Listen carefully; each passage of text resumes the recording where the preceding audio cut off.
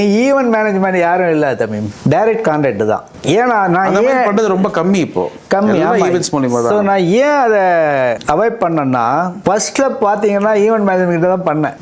நான் முதல்ல ஷோ பண்ண சொல்ல ஒரு 1000 ரூபாய் அவங்க கொடுப்பாங்க. அவங்க பேசுறத பார்த்தோன்னா 5000 சார்ஜ் பண்ணியிருப்பாங்க. கண்டிப்பா. ஆமா, இதுல என்ன ஒண்ணுன்னா, நம்ம கஷ்டப்படுறது நம்ம ஈவென்ட் மேனேஜ்மெண்ட் அதுக்காக தான் இருக்காங்க, சம்பாதிக்கலாம். ஆனா நீ எனக்கு 5000 ரூபாய் பேசிட்டு ஒரு 3000 ரூபாய் கொடுத்துட்டு 2000 ரூபாய் கொடுத்தீங்கன்னா அது ஒரு நியாயம்.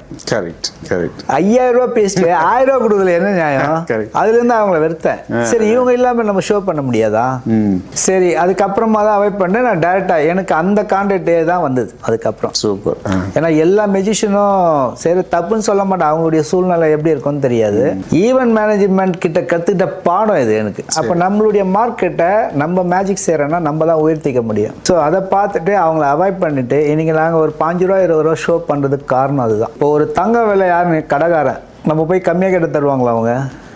அப்போ நீ பண்ற மேஜிக்கு உன்னுடைய என்ன வேல்யூவோ அது நீயே குறைச்சிக்கிறல்ல.